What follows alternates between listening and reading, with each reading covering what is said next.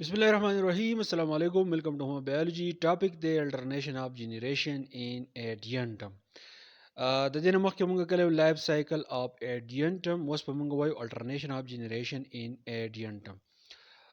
چې alternation of generation مطلب راغی نو بده کې مونږ دوه جنریشن وایو یو زموږ سره سپوروپایډ ته او بل ګیمیټوپایډ ته چې په Adiantum بوټي کې زموږ سره سپوروپایډ او د ګیمیټوپایډ خصوصیات چې دي هغه څه دي. نو اول به موږ سپوروپایډ راوالو چې سپوروپایډ جنریشن په Adiantum کې چې څنګه دی نو بغور واوري دا پیپر کې راځي نو بیا راځي چې differentiate between sporophyte and gametophyte generation of Adiantum چې بیا تاسو ته یادي نو سپوروپایډ څه وایي چې in Adiantum the sporophyte phase is dominant phase دې خبرې مطلب دا دی چې زموږ سره کمپاونډز دي کامن پاونډز دي د Adiantum چې څونه ټایپس دي نو باقي سپوروپایډ جنریشن ته چې دی هغه ډامیننت دی ډامیننت مطلب څه دی چې زموږ سره سپورس پیدا کوي نو خپل جنریشن چې دا زیاتره پیدا کوي نو دا په سپوروپایډ جنریشن باندې چې دی پیدا کوي ګیمیټوپایډ کله راځي ګیمیټوپایډ الو راځي چې کله زموږ سره سپورس په سوټیبل انوایرنمنت کې ولیږي دا غ سپورز نه اول په سر چې کم شوټس رایزایډ وغیرہ وزي نه هغه زموږ سره ګیمیټوپایډ جنریشن خو چې کله دا بوټه زموږ سره لوشي نو بیا کې بیا صرف او صرف سپوروپایډ جنریشن چې دی هغه نو ځکه وایي چې د سپوروپایډ چې دی دا په Adiantum کې چې دی ډامیننت دی and in this phase we typically recognize as the pond plant او په دې کې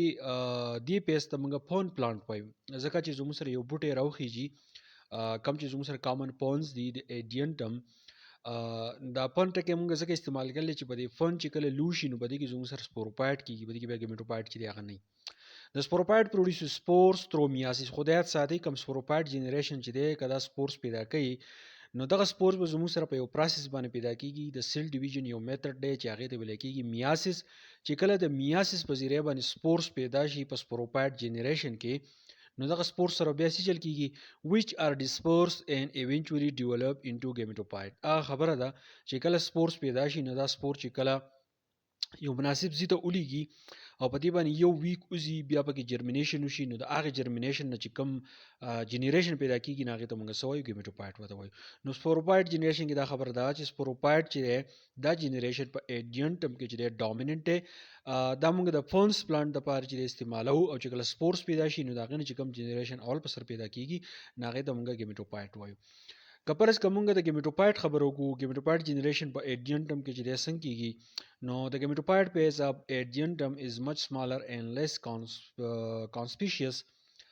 than the sporophyte phase کم ګیمیټوپایډ چې هغه سمالري دغه چې کم پارټ سي هغه سمالري ځکه چې سپورس پرس که زموږ سره دغه نوې بوټي جوړیږي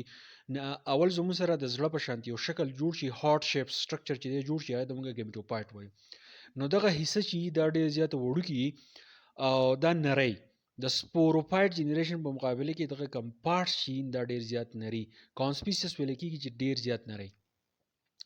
ګیمیټوپایډ کې بل څه خبره ده چې د ګیمیټوپایډ develop from the spores produced by the sporophyte and produce gamete sperms and eggs through mitosis وځو کې سپورز ولې ګیمیټوپایډ پیدا کی د ګیمیټوپایډ نه بعد بیا زموږ سره سپوروپایډ پیدا کیږي او هغه سپوروپایډ بیا چې چل کېږي زموږ سره سپرمز او ایگ چې دی هغه پیدا کوي په مایټاسیس په ذریعہ باندې څه کوي د ګیمیټوپایډ ډیولپ فرام د سپورز ولې ګیمیټوپایډ پیدا کی پروډوس بای د سپوروپایډ ټیک شو سپوروپایډ ولې یا سپورز پیدا کی د سپور نه ګیمیټوپایډ راخیږي and produces gametes دغه ګیمیټوپایډ چې په دې کې یو زموږ سره انتریډیم او ارچیګونیم انتریډیم ته چې دی هغه موږ میل پارت وایو ارچیګونیم چې دی زموږ سره فیمیل پارت دی نه انتریډیم چې دی هغه سپم پیدا کی ارچیګونیم چې دی هغه ایگ پیدا کی د مایټاسیس په ذریعہ نو fertilization of the egg by the sperm lead to development of new sporophyte نو کله چې دغه سپم او ایگ میلاو شي نو دا غینه بیا سپوروپایډ جنریشن چې دی پیدا کیږي یعنی کامن پونز پلانټ چې دی هغه د دینه بیا پیدا کیږي نو دا اوس سپوروپایډ او ګیمیټوپایډ د دې دوه په منځ کې ډیفرنسز امید کوم پوه شي وي او که بیا پکې څه مشکلات یې ماته په کمنټ کې ویل شي ثانک یو ډیر مننه